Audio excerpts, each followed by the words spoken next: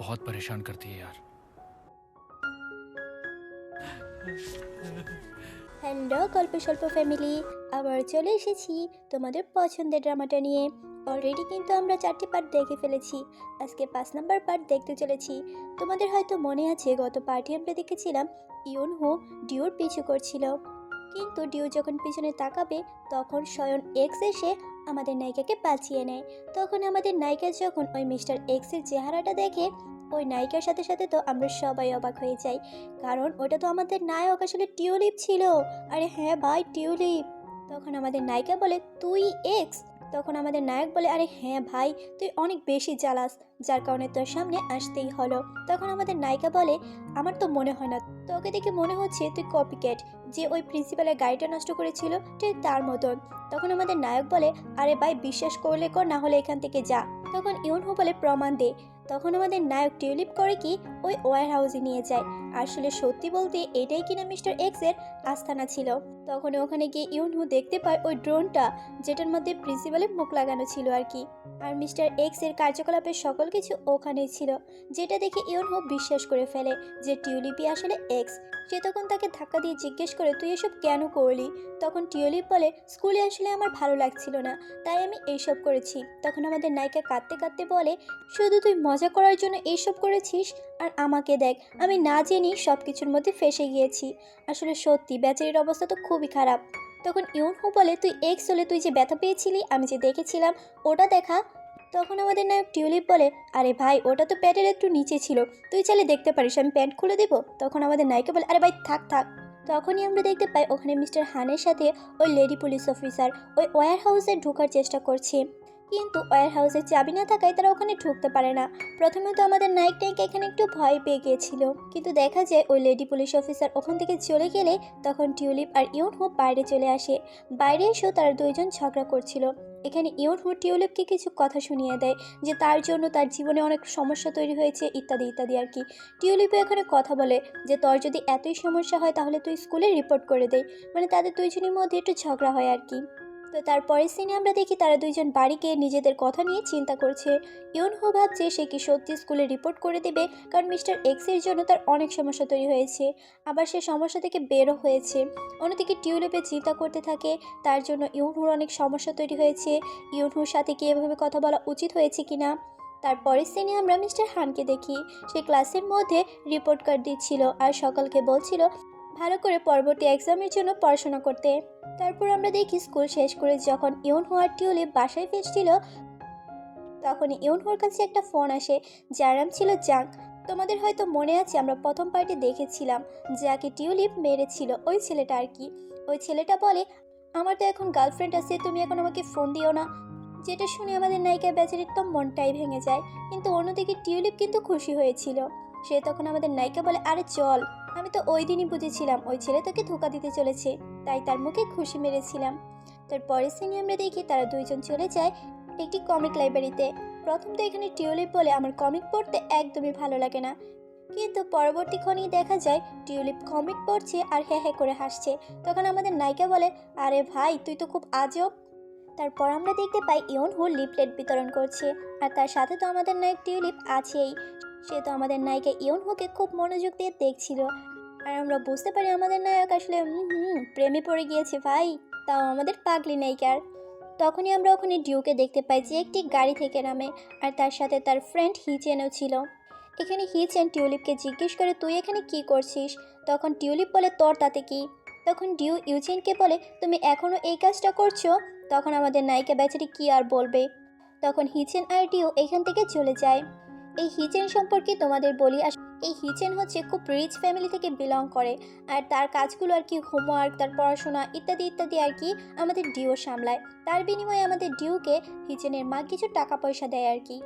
তারপর দেখা যায় হিচেন ডিউকে বলছে তুমি আমার হোমওয়ার্ক করে দিয়েছো। তখন ডিউ বলে হ্যাঁ। তখন হিচেন বলে তুমি কি করে এত পড়াশোনা করে আমার হোমওয়ার্ক করো।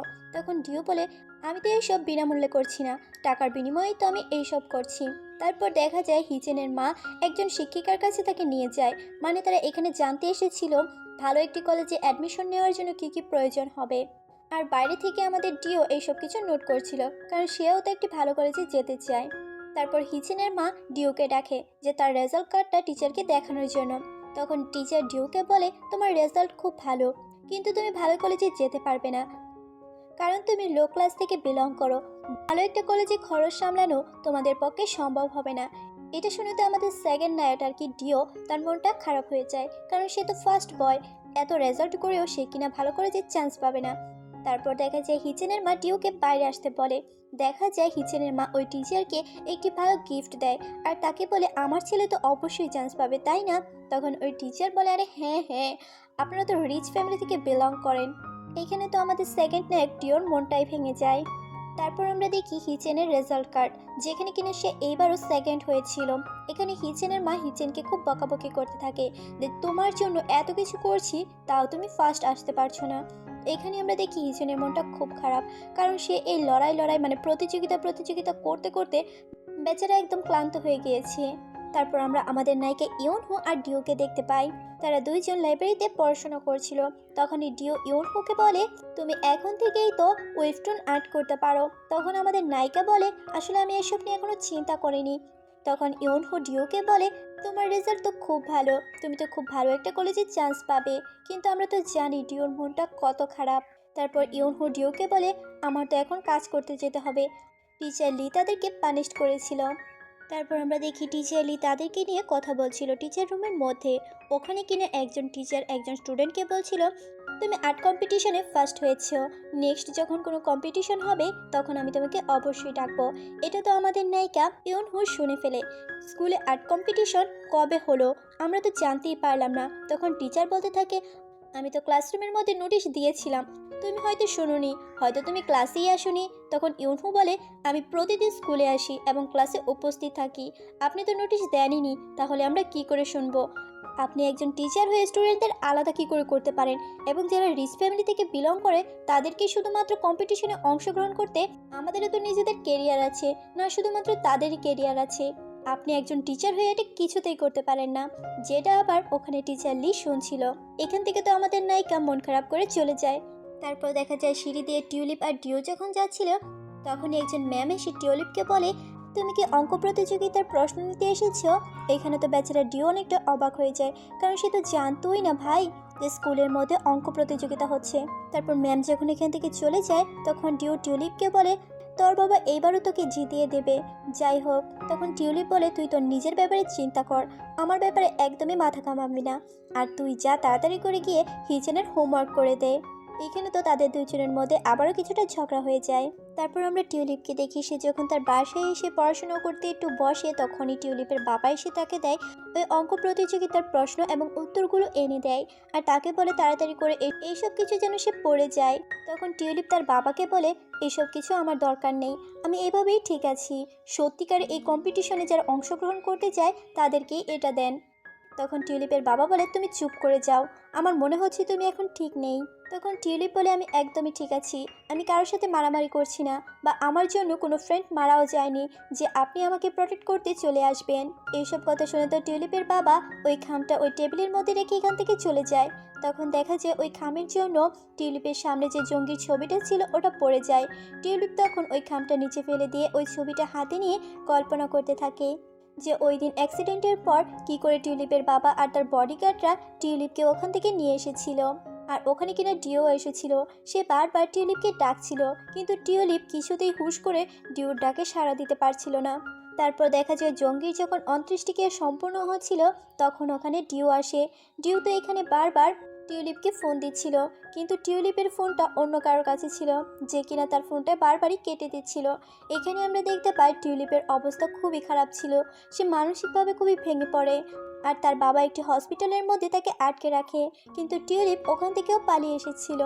এইদিকে আমরা ডিওকে দেখতে পাই জঙ্গির অন্ত্যেষ্টিক্রিয়ার মধ্যে। এখানে দেখা যায় জঙ্গির দাদিকে টিউলিপের বডিগার্ডরা কিছু টাকা দিয়ে যায়, আর তাকে বলে যায় জঙ্গির লাশ যেন তাড়াতাড়ি করে দাফন করা হয়। এখানে জঙ্গির দাদি ডিওকে বলে, টিউলিপ কোথায়? তখন ডিও বলে সে জানে না। তখন জঙ্গির দাদি ডিওকে বলে, ডিও অনেকবার তোমাদের কথা বলেছে, সে বারবারই তোমাদের কথা বলতো, তার তো এখান থেকে চলে যাওয়ার কথা ছিল, শুধু তোমাদের জন্যই সে এখান থেকে যেতে পারেনি। তখনই দেখে যে টিউলিপ ওখানে চলে আসে আর সে এইসব কথাগুলো শুনতে পায়। আর তার সামনেই দেখতে পায় ওই তার বাবার দেওয়া ওই খামটি। সে তখন লজ্জায় আর তাদের সামনে যেতে পারে না, সে তখন এখান থেকে চলে যায়। তারপর আমাদের দেখানো হয় জঙ্গির দাদি কিনা জঙ্গির লাশ নিয়ে টিউলিপদের স্কুলে গিয়েছিল, কারণ লাস্টবারের মতো জঙ্গিকে স্কুল দেখাতে চেয়েছিল এবং তার লাশ সকল স্টুডেন্টদের দেখাতে চেয়েছিল। কিন্তু দেখা যায় স্কুল কর্তৃপক্ষ কিছুতেই তাদেরকে ভিতরে ঢুকতে দেয় না, যেটা দেখে টিউলিপের খুব খারাপ লাগে। সে তখন রেগে যায় তার বাবা আর প্রিন্সিপালের কাছে। সে তখন ওখানে গিয়ে রাগ দেখায় না, হাঁটু গেড়ে সে তার বাবার কাছে বলে জঙ্গির লাশ যেন একবারের জন্য স্কুলের ভিতরে ঢুকতে দেওয়া হয়, এটা লাস্টবারের জন্য। কিন্তু জঙ্গির বাবা আর প্রিন্সিপাল তাদের কথা শুনে না আর ওখান থেকে চলে যায়। টিউলিপ তো এখানে খুব কষ্ট পায় আর এখান থেকে সে মিস্টার এক্স হয়ে ওঠে। তারপর আমরা টিউলিপকে দেখতে পাই সে মন খারাপ করে টেবিলেই বসেছিল, তখনই তার সামনে ইউনহুর ওই কুপনটা দেখতে পায়।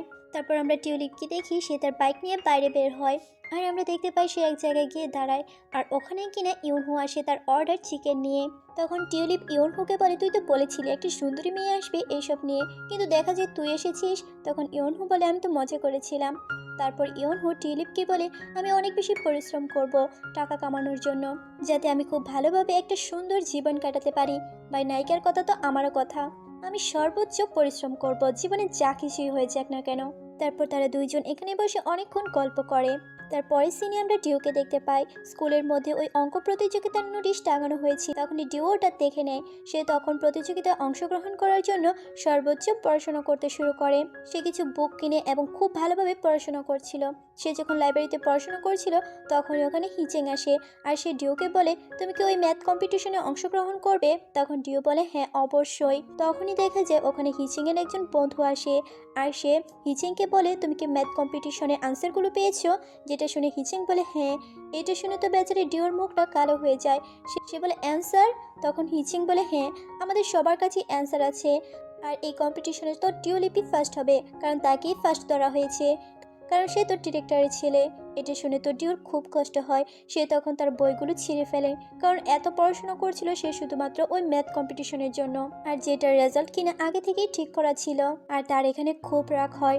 তারপর আমরা ইউনহো আর টিউলিপকে দেখতে পাই, তারা দুইজন ওয়্যার হাউসের মধ্যে গল্প করছিল। এখানে টিউলিপ ইউনহুকে বলছিল তোমার ওয়াইফটনের গল্পটা বেশি একটা ভালো নয়, এটাকে আরো ভালো করে লিখতে পারো তুমি। তখন ইউনহু বলে কি করে বল তুই কি করে। এখানে তারা দুইজন একটু কথা কাটাকাটি করে ইউনহু তারপর বাইরে চলে আসে হাঁটার জন্য। ইউনহু যখন হাঁটছিল তখনই তার সামনে একটি হুডি পরা ছেলেকে দেখতে পায়।